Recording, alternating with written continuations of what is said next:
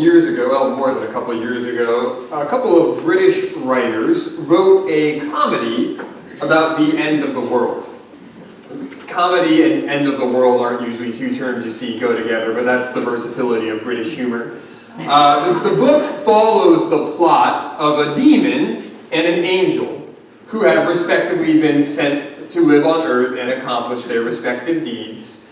But they've both grown so comfortable in their life on earth that they're trying to postpone the apocalypse. The angel's beginning to feel that's not a very angelic thing to do, to try to cancel the plans of Almighty God. But here's how the demon convinces him it's a good idea to postpone the end of the world. He says, imagine that there's this little bird.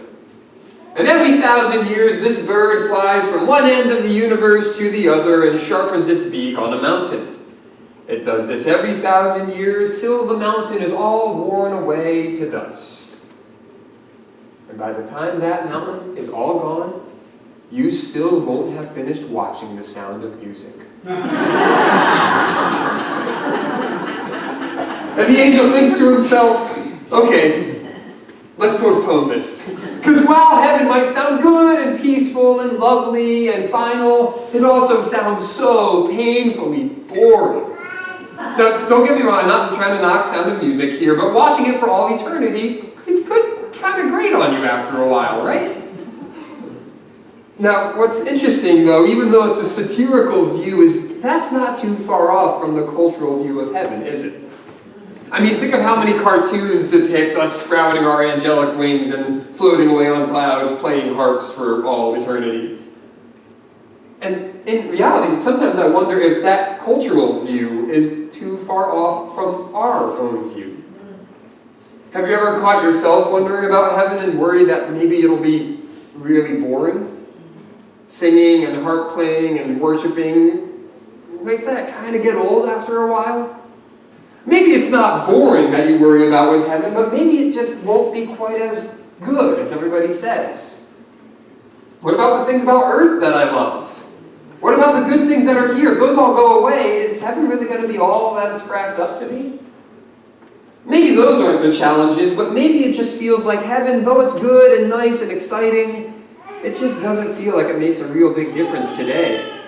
I mean, it's great that all our suffering, all our grief, all our pains, all the things we prayed about this morning, those will all go away. But what difference does that make right now? We've been going through a series on alignment. We've been talking about how examining our Christian beliefs and what the Bible really has to say about them can make a difference as we try to align ourselves with the way we're called to live our lives. Today, we're examining the area of our hope, our future as Christians, our final destination. What do we really have to look forward to? What is there to be excited about? To answer that question, we're going to take a look at Revelation chapter 21. We're going to look at verses 1 through 8. And from those verses, my hope is that we'll conclude, as you'll see the main idea on the slide behind me, that a proper view of our future transforms our present. A proper view of our future transforms our present. Let's see how that's true today from Revelation 21. Then I saw a new heaven and a new earth. For the first heaven and the first earth had passed away, and there was no longer any sea. I saw the holy city, the new Jerusalem, coming down out of heaven from God, prepared as a bride beautifully dressed for her husband. And I heard a loud voice from the throne saying, now the dwelling of God is with men, and he will live with them. They will be his people, and God himself will be with them and be their God. He will wipe away every tear from their eyes. There will be no more death, or mourning, or crying, or pain, for the old order of things has passed away. He who is seated on the throne said, I am making everything new. Then he said, write this down, for these words are trustworthy and true. He said to me, it is done. I am the Alpha and the Omega, the beginning and the end. To him who is thirsty, I will give to drink without cost from the spring of the water of life. He who overcomes will inherit all this, and I will be his God, and he will be my son. But the cowardly, the unbelieving, the vile, the murderers, the sexually immoral, those who practice magic arts, the idolaters, and all liars, their place will be in the fiery lake of burning sulfur. This is the second death. We're going to examine these verses in two parts today. You'll see them split up on the next slide behind me. We're going to look at the first two verses and understand what is a proper view of our future. And then look at the following 6 verses, as all of my notes collapse to the ground. And we're going to examine how that proper view can transform our present. So let's first take a look at verses 1 and 2. One of the first things we see that challenges the cultural narrative, the whole harps, clouds, wings type of narrative, is that the writer of Revelation, who we believe to be the Apostle John, same one who wrote the book of John, and 1 John, 2 John, and 3 John, which becomes less impressive when you realize 2 and 3 John are like a page each, but still, 5 books of the Bible, that's impressive. But nonetheless, the writer, John, tells us there's a new heaven and a new earth. And the new heaven and new earth are presented in coming down to earth. In a sense, instead of us going away to heaven, John writes of the holy city Jerusalem coming down to earth. He presents this idea that instead of earth just getting destroyed and pushed away and sent away, that in actuality what we're looking forward to is a new creation. Earth being remade. That's the promise that we actually see in a lot of Scripture. The slides behind me have a couple of those presentations. There's Isaiah 65. This was the Old Testament hope of the Jews, that there would be a new heavens and a new earth that God would create. We see the same thing on the next slide in 2 Peter, verse 3, or chapter 3, verse 13. In keeping with his promise, we look forward to a new heaven and a new earth. If we're talking about a new heaven and a new earth, what does that mean for us? Well, it means that if earth is going to be remade and not just destroyed forever, that there's actually something really good about this earth, isn't there? Maybe heaven isn't just a place where we lose all our earthly comforts and we can never enjoy the good things like barbecue sandwiches or good movies or art or whatever the case might be. But in reality, perhaps earth, or the new earth rather, is a realization of all of those things, like the way they were made to be. Maybe our future is a lot more like the Garden of Eden than it is like a disembodied heaven where we float on clouds. That's what Paul gets at on the next slide in 1 Corinthians chapter 15.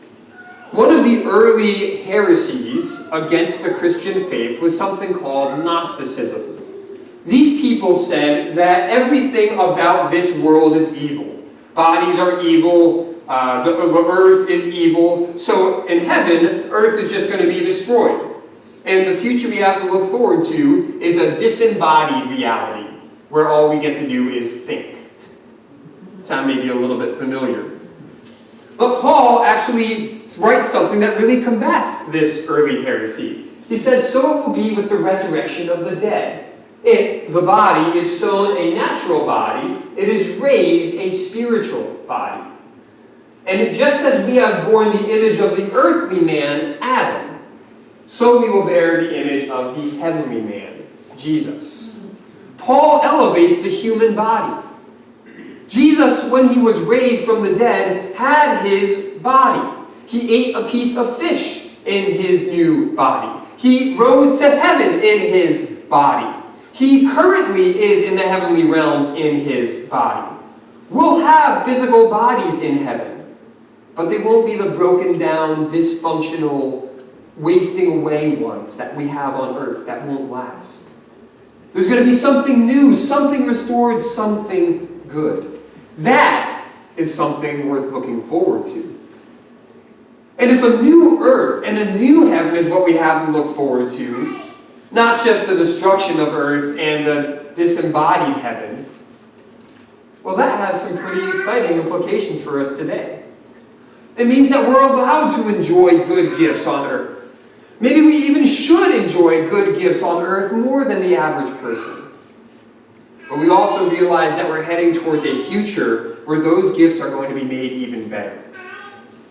Now, there's one area of concern. Some of you out there are planners. You like to know exactly what you're getting into when you go into something. And the problem we have is we don't really have a very good idea of what exactly we're looking at. And the things that we see sometimes are a bit concerning. Some of you might have been a little hesitant at the end of verse 1 and the beginning of verse 2, where first John says there's no longer any sea. So you kind of like water. Maybe you spent part of this week on Lake Saratoga or fishing on Lake George. Saratoga Lake, I'm sorry, oh man. I knew I was going to do it. I practiced this so many times. You saw through me. I'm not a local. But you enjoy being on the water. What's heaven going to be without water? Or the real kicker, heaven? A city? I go to Albany once every 3 years, and that's enough for me. I say hi to 3 people in tops, and that's enough social interaction for the week. Don't you dare tell me heaven's going to be a city. That's not heaven for me. When we see the book of Revelation presenting heaven, sometimes we forget that Revelation isn't quite written the same way as a gospel. We need to remember Revelation is written as a particular type of book. And so it's intended to be interpreted through a particular type of lens.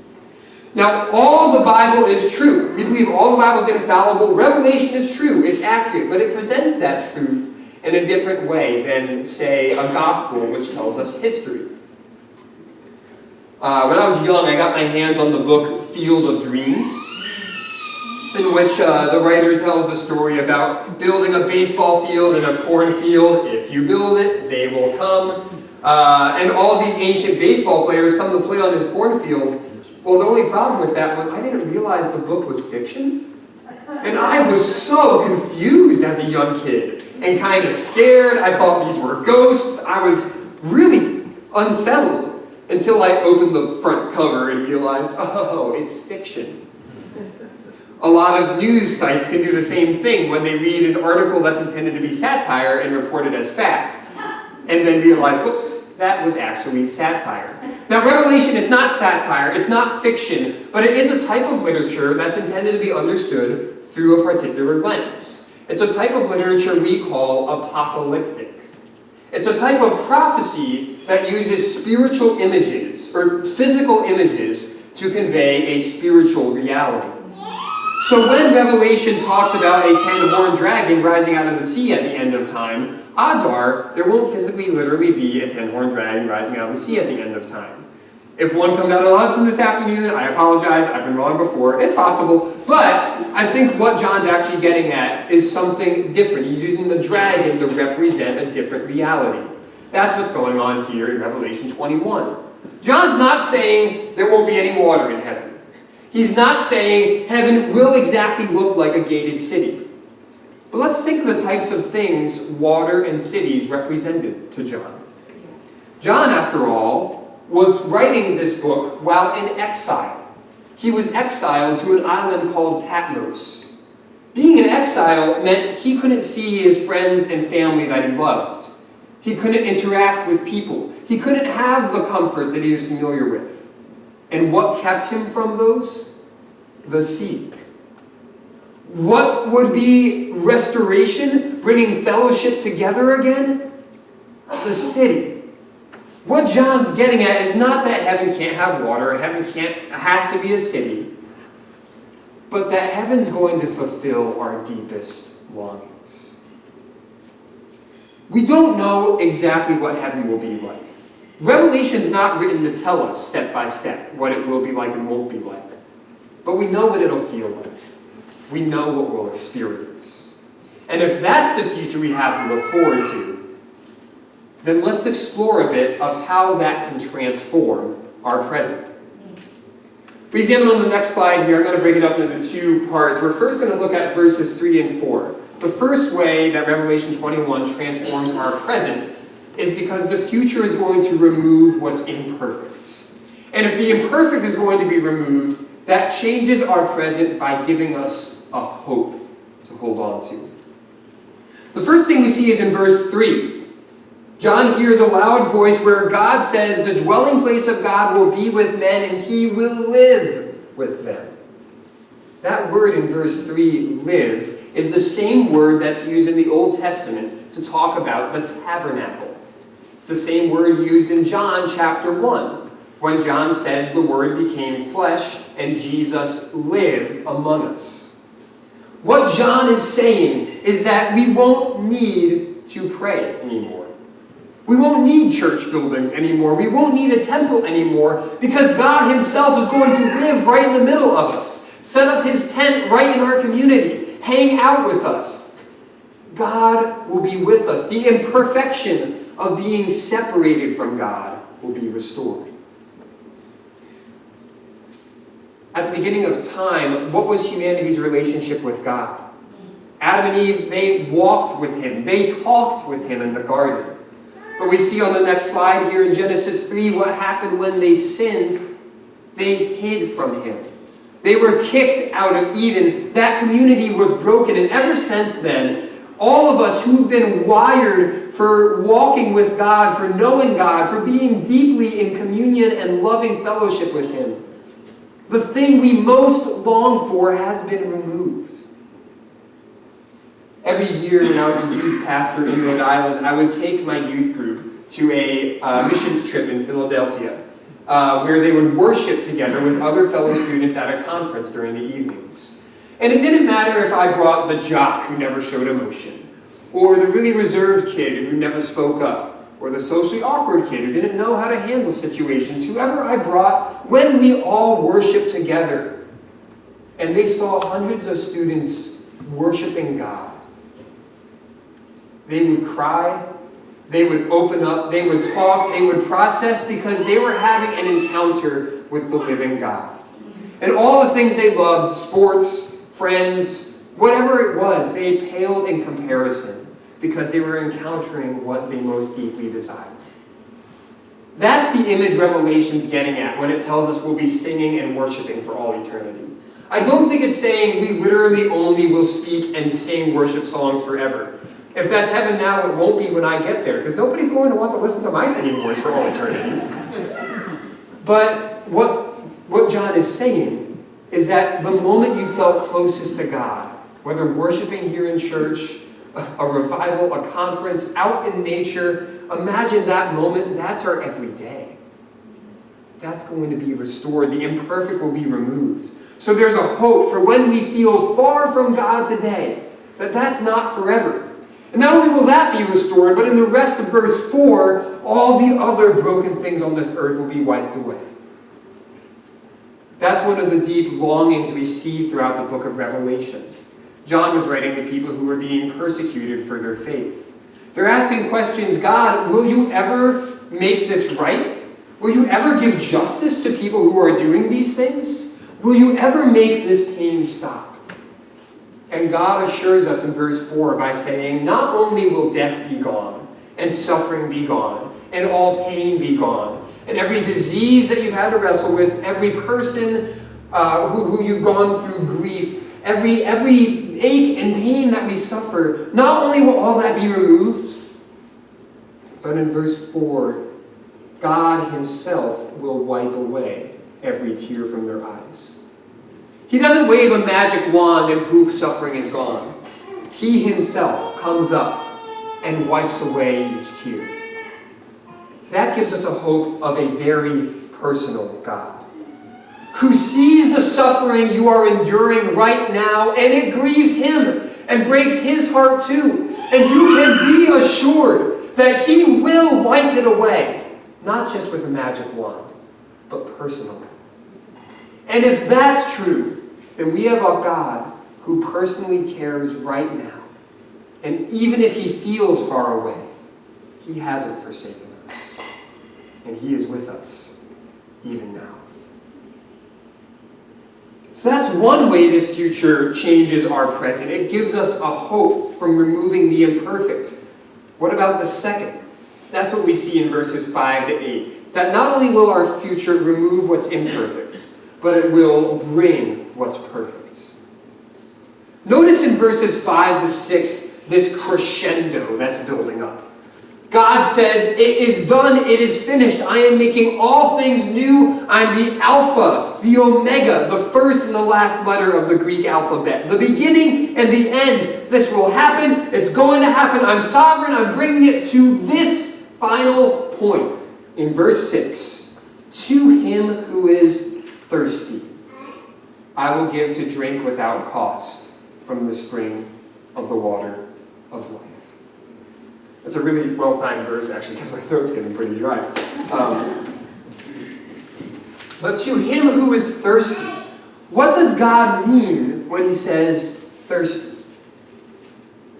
Think of the other times in the New Testament where Jesus uses the word thirsty. Especially where John, who writes this, uses the word thirsty. In the book of Matthew, when Jesus is talking about the Beatitudes, he says those who hunger and thirst for righteousness will be filled. In John chapter 4, Jesus is talking with the woman at the well. He says, those who come to me will never be thirsty again. He's not just talking about this physical thirst. He's talking about an eternal thirst that's going to be quenched forever for those who come to him. He's talking about an eternal thirst. Maybe you've had moments like this. Moments where everything on earth, you had everything you could want. Maybe all your family's at your home for a celebration and they're not even arguing this time. Maybe you've reached the point you've wanted to in your job. You've hiked the mountain you've wanted to hike. And you get there and you find yourself thinking, something's still missing. This feels so good, but is this really it? If you've had that feeling before, you've got something in common with a man, a famous man in New England. You might not have heard of him. His name's Tom Brady. He's won like 68 Super Bowls. He's been the Patriots quarterback since 1850. Tom Brady gave an interview that we're going to have play up here. He gave this interview in 2005, just after winning his third Super Bowl ring. We've got a couple Boston guests who are very excited that Brady's making an appearance out here. But check out the interview that Tom Brady gives here.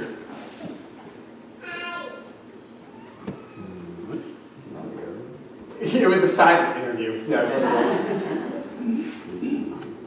but you can still see with the subtitles what he's processing here.